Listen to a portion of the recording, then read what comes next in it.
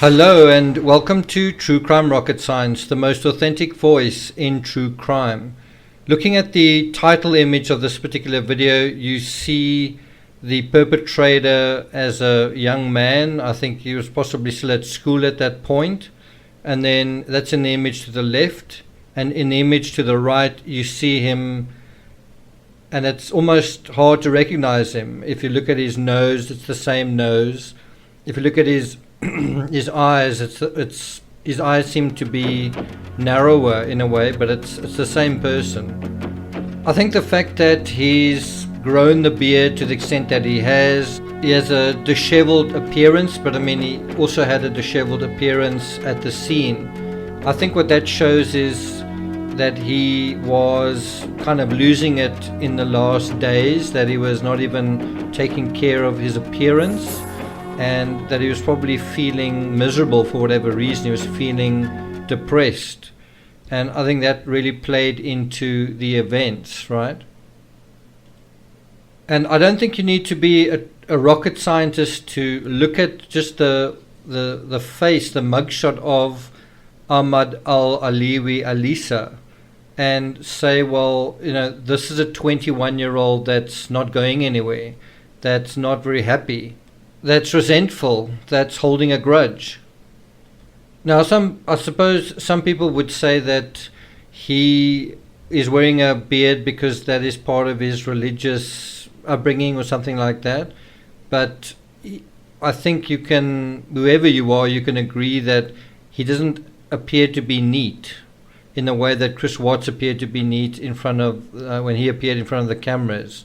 So you could take away the beard, the facial hair, and you could still say, well, he probably needed a haircut, he probably needed some grooming. Do you agree with that? So in this video I want to talk a little bit more that we know about the perpetrator. We want to profile him, and obviously what I said right in the beginning in the very first video, we didn't even need to see his face, we didn't need to know anything about him to know that he was probably feeling disenfranchised. He didn't commit this crime because he was happy. He committed it because he was unhappy. And every shooting, the same thing happens. They say, what is the motive? And it turns out in every shooting the motive is the same, broadly the same. So once again, I'm referring to some information from a wrestling teammate, I think when he was at school, and someone else that knew him, and this is coming from local media, both from the Denver Post and the Boulder Daily Camera. I'll put the links to those articles in the description if you'd like to read them on your own time. I think the first thing I want to mention is it's not clear whether he was shot by law enforcement or whether he possibly shot himself. I wouldn't be surprised if it's the latter, simply because he'd only purchased the firearms, I think, 6 days before the crime, and you'll actually find later in the article that he was struggling with, I think, a projectile or a bullet that was jammed in the chamber. So you kind of get the impression that he was absolutely an amateur at using these weapons, and perhaps that's how he ended up shooting himself.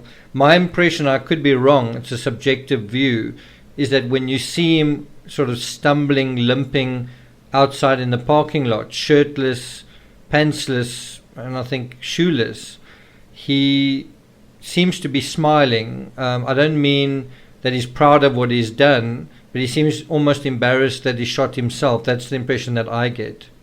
Something else that I mentioned was, I said I was surprised that he didn't have more injuries given the amount of firepower outside the store, the amount of bullets that were flying. I was just surprised that he wasn't injured more than he was. And I suggested that he was possibly wearing a bulletproof vest. That does seem to be confirmed now in the footage, in the press coverage.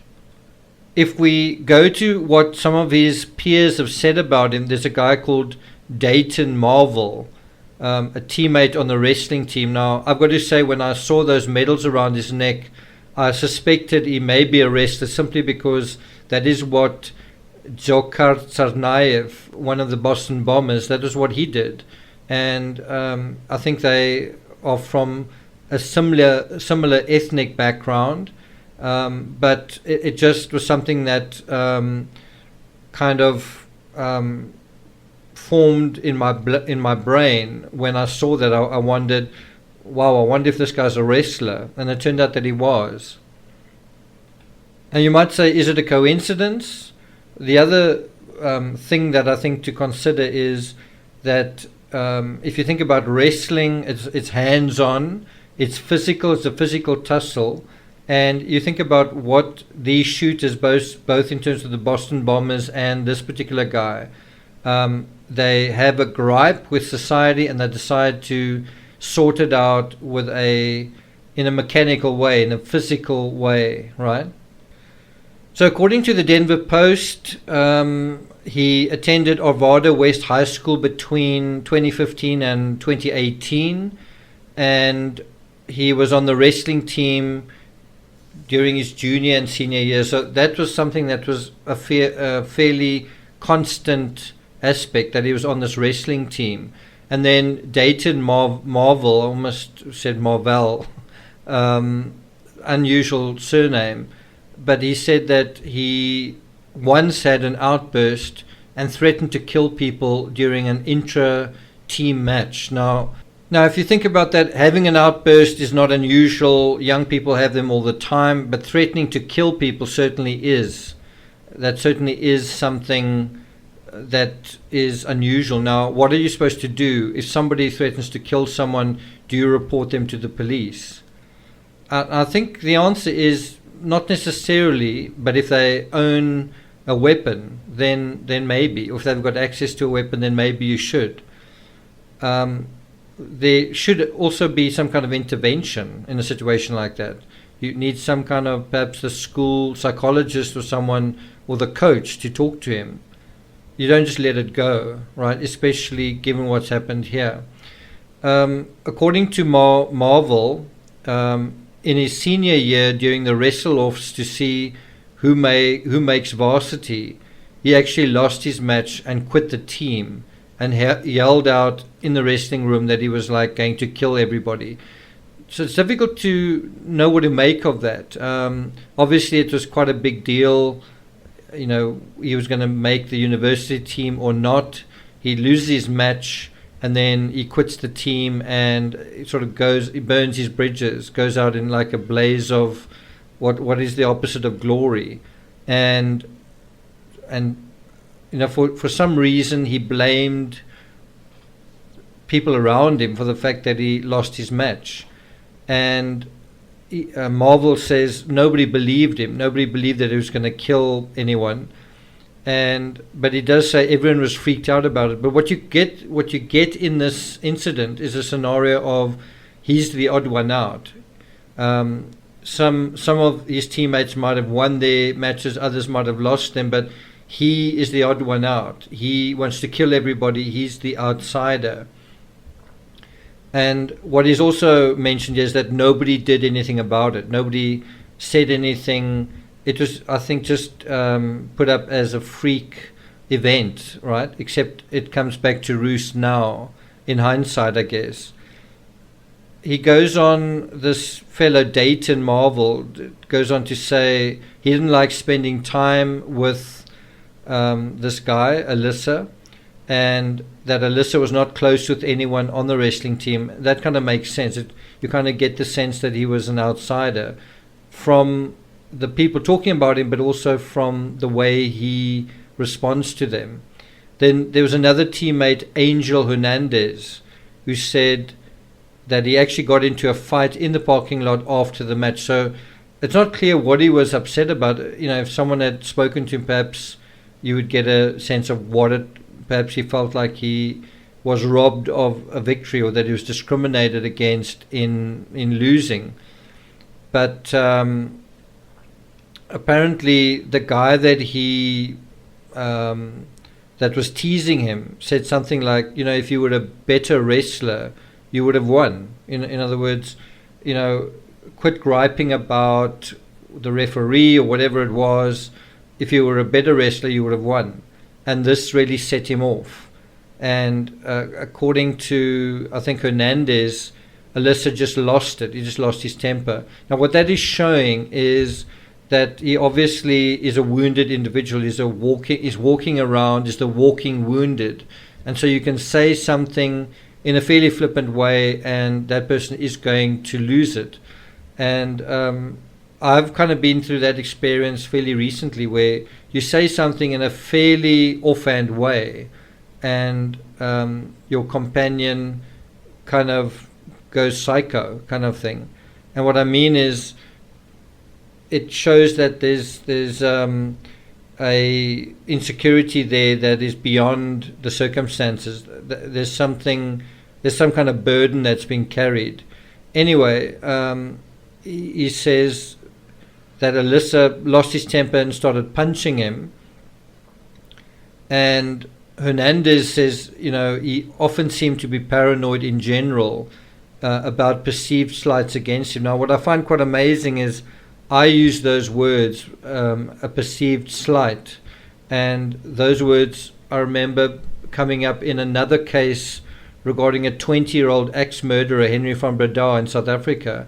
And I remember saying that I think this was before it came out in the media, but I said something similar, that I thought that his motive, because his motive was also unknown, and I said probably he had a sense that his brother had impinged upon him in some way, where he felt jealous about his brother's success.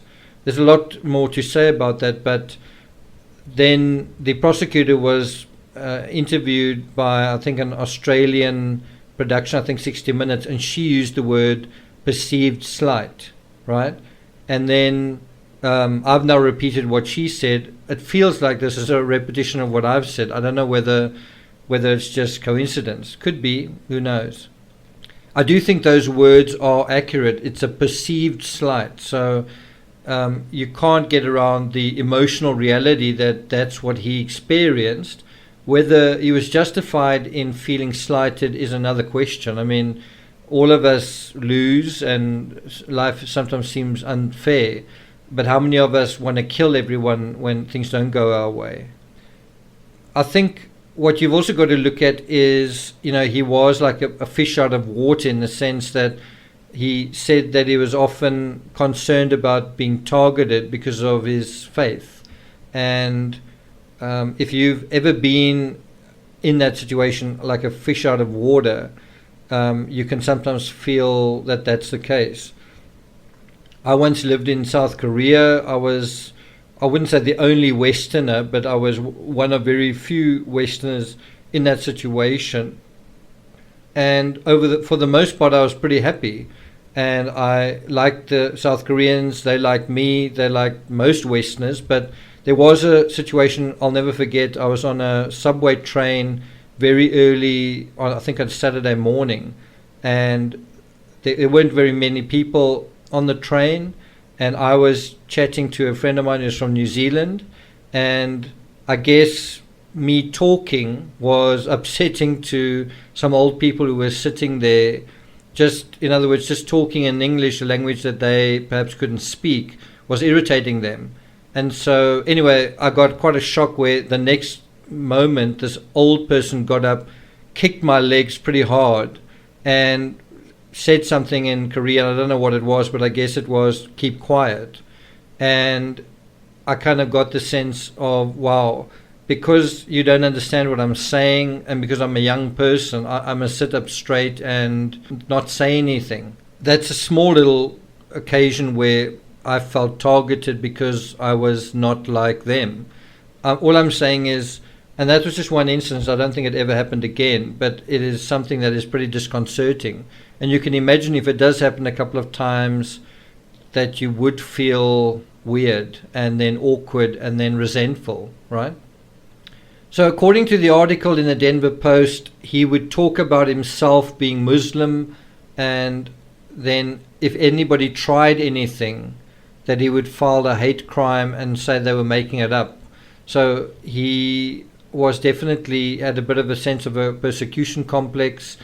But I'm not sure how much of that is so surprising, given, if you were watching certain things on the news or reading certain things online, you would see that quite a few, sometimes minority groups would be the recipients of certain kinds of abuse. And certainly at certain times in America, you'd be, for example, around the 9/11 attacks, if you were, let's say, a Asian person around the time of Pearl Harbor, it would make sense that you'd feel conscious about your ethnicity. You get the sense from him that he was someone who felt he could sort of stand up for himself. So if he was abused, he was willing to fight. And you got that to some extent through his wrestling. And now you translate that to, well, now you're armed with a weapon. Well, now you can stand up for yourself as well, this time with a weapon. So my impression for why he committed this crime is that he perceived that he was being discriminated against, and as a result of this, he developed a resentment for white people or for Americans, and that is why he did what he did. And, in the case of Cho, the guy who committed the crime in Virginia Tech, you had a similar scenario where he was from South Korea, but he was basically an Asian American who was struggling to fit in. He couldn't get a girlfriend, and then he took out his resentment on his fellow students. So according to Hernandez, this guy, Alyssa, he was always talking about how people were looking at him, and there was no one ever where he was pointing people out.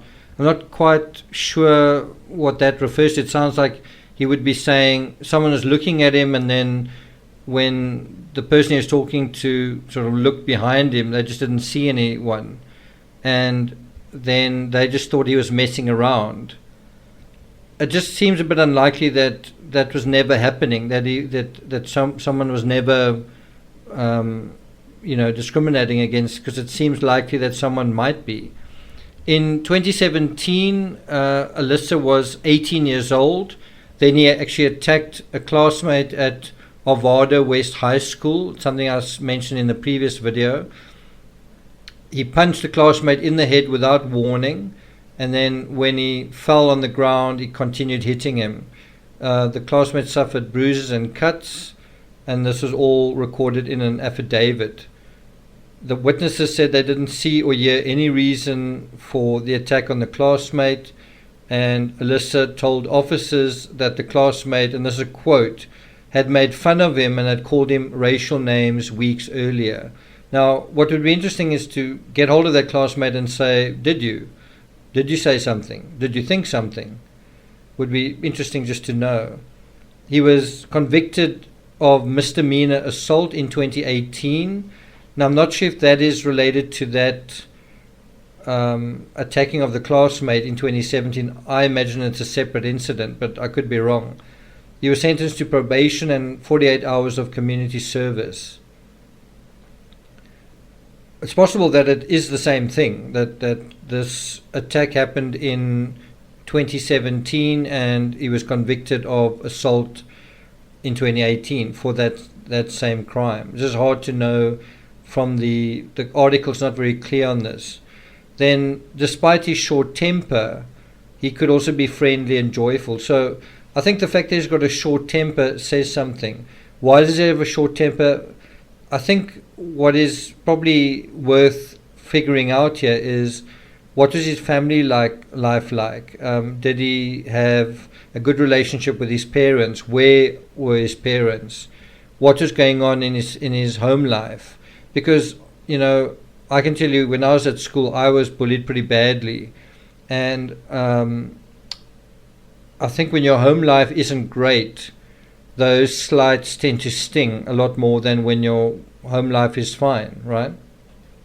Hernandez goes on to say in this article, the sad thing about it is, if you really were to get to know him, he was a good guy, right? And I think that is probably how he felt, that he is a good guy and he's trying to, make his way. You had the same thing with Elliot Rodger, although he was a bit more entitled. But I think if you are a good person, or you think you're a good person, or you're trying to be a good person, and people are making fun of you, it just doesn't seem right. You sort of wonder, why is this happening? Why is someone trampling on me, stepping on me to get to, why do they need to do that in order to get to where they need to go? And part of that is just life. And, sometimes you can get over that as an adult, sometimes you can't. Hernandez goes on to say in the article, quote, whenever you went up to him, he was always so joyful and so nice, but you could tell there was a dark side in him. If he did get ticked off about something, within a split second, it was like something takes over, like a demon. He just unleashed all his anger, end quote. So I think what's worth bringing up here is, imagine you've got a short-tempered wrestler, in this case, and imagine that he develops a gripe against his fellow man, right? And so in a situation like that, if you nasty to someone who has a short temper and has started developing a gripe, right? And you're nasty to someone, and to the extent that he develops a grudge, and that person then goes and buys a gun in America, what should you expect? Let me say that again. You've got a short-tempered individual. They've got a history of being paranoid and unsettled and uncomfortable and hair trigger temper kind of thing. They've developed a gripe against their fellow man, and this has been established by previous instances. And you're now going to be nasty to that someone, perhaps not intentionally nasty, and perhaps intentionally nasty. Perhaps you're going to say something when you're not sober, whatever. And what if this person's got a gun in America? What should you expect from that? And I think the answer is, there are a lot of people in America that this description fits. That they might be short-tempered, that they might be triggered, that they might have certain gripes against certain groups or individuals. And whoever you are, if you're nasty to that person who owns a gun, what should you expect? What should you expect from someone who's developed a grudge and who owns a weapon? Isn't the answer, well, you can expect them to go and shoot somebody, possibly even you. So I think you've got two possibilities here. You can either be nice to someone who owns a gun, right? Or you can take the gun away. And I don't think there's much hope in either of those strategies, because I think there are a lot of people who are, you can ask them to be nice to their fellow man and they're just going to do whatever they like. I recently watched the video footage taken in Boulder by a certain videographer. I'm not going to mention his name, but it is just astonishing, the abuse that he hurls at the police during the actual shooting. It's astonishing. He's actually just come across people who have died at the scene, and he is absolutely insisting that he's a journalist and he's got a right to be doing what he's doing, with everything else absolutely secondary. And you've actually you wonder that the cops don't actually lose their temper with this guy. He's losing his temper, the journalist, and you wonder how the cops are actually able to maintain their composure given what is actually going on. The Denver Post also refers to another former classmate, Keaton Hyatt, and he said he did a weightlifting class with Elisa and never knew him to be violent. So, he obviously doesn't know him that well, but he kind of gives him more of more credit for having quick wit and having sharp comebacks when they had conversations in the locker room. And he describes him as super cool and super funny. And he never had violent jokes or anything. So you get this other side to him where when he's with people who like him, he's likable. And when he's with people who are kind and, that he gets along with, they think of him as cool. But in other groups, he's the outcast. And he doesn't want to be the outcast. Going back to the Denver Post, according to the article, he lived with his family in an Arvada subdivision, a quiet neighborhood of single-family homes. Neighbors said that the household seemed to be multi-generational with a large number of family members. So in a situation like that, you might feel that you are struggling you might feel that you're just struggling, that the neighbors are all settled and it's quite simple, but your family are struggling to get a foothold in America, right? They are coming perhaps from another country. They are struggling to find work. They don't have a lot of money, and that is your situation. And your situation is different to the situation of your neighbors, and you wonder why. Whose fault is that? Why is this happening? Why isn't life easier? Why isn't my life just as easy as it is for the neighbors and for my classmates? My impression is that Alyssa was running a restaurant. That is kind of what he was doing with his life after school. I don't know whether he couldn't afford to go to university. Possibly he couldn't.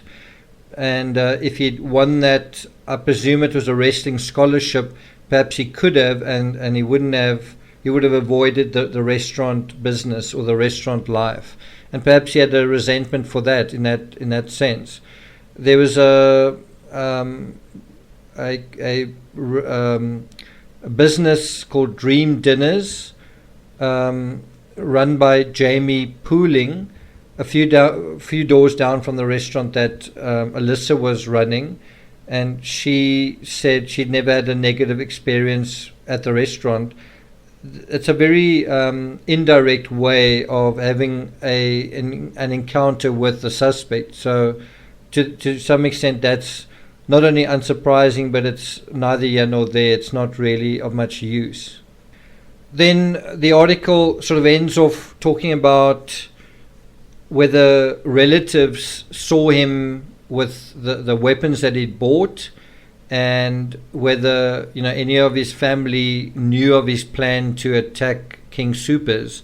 And of course, if they did, there would be some culpability on them, some responsibility, some inculpatory kind of evidence there. They would need to explain themselves. Had he been talking about doing something? If so, why didn't they do anything? And apparently it just refers to a relative. I've heard it might be his sister-in-law, so possibly his brother's wife, his older brother's wife, said that Alyssa had been playing with a gun that looked like a machine gun about 2 days prior. He talked about having a bullet stuck in the gun and was playing with the gun, according to the affidavit. Apparently people in this home, obviously quite a few people staying there, became upset that he had the gun inside and took it from him. And you can imagine he has a guy with a hair trigger temper, and now he's got a gun in the home.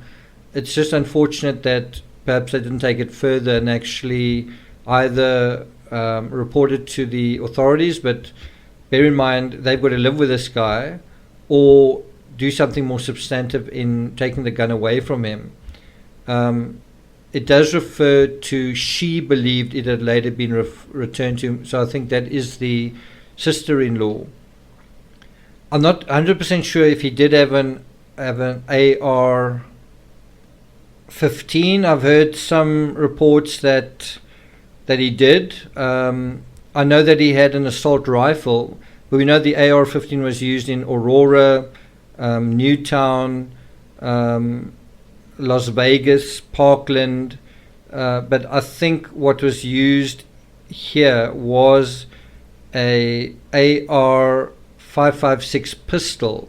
I don't know whether that means it was a semi-automatic pistol, but anyway, it was that kind of pistol. And then he also used a patrol rifle. Now I don't know if that has been specifically identified. I could be wrong. It is interesting that Facebook have removed his profile. It is interesting that that happens. There's quite a lot we could learn as the public from these social media pages, but you sort of wonder whether Facebook also doesn't have a role to play.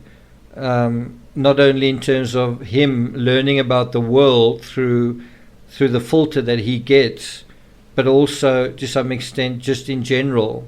What do people in general learn about the world, and if they've got grudges, how are these grudges enhanced, intensified by the filter, the algorithms that Facebook, and not only Facebook, also Google search engines and that kind of thing, tend to reinforce what you're already thinking.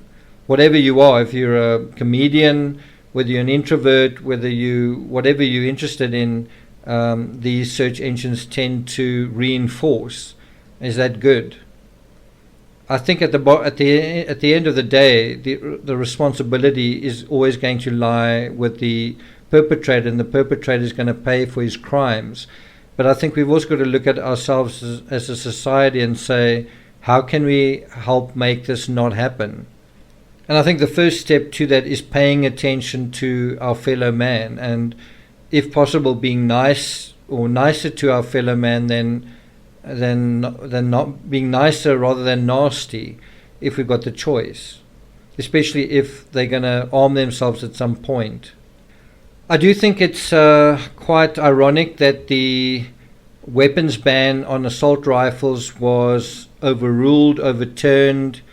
I think the National Rifle Association appealed the ban, and the ban was overturned 10 days before the Boulder shooting, and then 6 days before the shooting, so I presume 4 days after the ban was lifted. Could be 6 days after the ban was lifted, I'm not quite sure, but it's somewhere between 4 and 6 days. That was when Alyssa went and bought his weapons. Now, I've heard people say, it wouldn't have made any difference. He would have just gotten, if the weapons ban hadn't been lifted, he would have just gotten it somewhere else. I don't think that is true. It would have meant that he had to drive to another town, and he would need to do that probably with a family member's permission, and possibly with their consent, and possibly with their vehicle, and possibly with a family member going along, and all of that would require him to explain what he was doing. And if he said, well, I'm going to buy a weapon, they'd probably not want him to do that. And in this case, he borrowed, I think, his brother's vehicle to commit the crime at King Soopers. So I do think that even if you have a weapons ban at a local level, if you had this weapons ban at the local level, it would have had an impact in Boulder. I'm probably going to talk about gun control in a live over this weekend. It's not a subject I like to talk about because, if you're a YouTuber and you want to be popular or you want to be liked, then talking about something controversial is likely to alienate at least half of your audience. It's not something I want to talk about, but it is something quite personal, and I think it is something quite important, and it is part and parcel of true crime. It is, how does the law work? How should the law work? How is true crime impacted by the law? And I think it's a part that is very misunderstood by society. I hope that I can contribute to this conversation. I'm going to share some very personal information. It's also something I don't really want to talk about because it's kind of private and it's very close to heart, but I think it's important. And I think perhaps as someone who doesn't live in America, I don't have a horse in the race, I can maybe talk in a way that you might, it might be a voice that would reach you in a way that other voices wouldn't reach you, that you would just dismiss or tune out. And so I hope some of you listening will tune into that on Sunday, 2 o'clock Eastern Standard Time. Just a final thing I want to mention is, from the beginning I said we don't actually need to know this guy's name. We don't need to see his face. We don't need to know his story to know his motive. His motive is going to be the same in every mass shooting. It is the sense that the shooter feels humiliated, feels alienated by society. The reasons tend to be slightly different from one another, but it tends to be the same thing. a feeling of being socially insignificant. And so this shooting is a performance, it's a gesture, it's a demonstration of power in the face of his own perceived powerlessness. And the powerlessness is a sense of, from his own perception, but also a sense from society that you're a nobody. And so in a sense, he's trying to assert his manhood, assert his power, assert his self as a young man, as a young adult, by doing these horrible things. You know, by taking lives, he shows his ability to be a man, I guess, in that particular interpretation. And you might think that that is crazy, but it is basically the cowboy story of America. You walk down the dusty street, and the guy who draws first is the more manly. He's the hero. He's the hero of the story. And how much has that changed since the shooting at the OK Corral in 1881? How much has that changed? Thank you for listening. If you haven't subscribed yet to the channel, please do. Like, share, leave a comment, and I'll see you guys next time.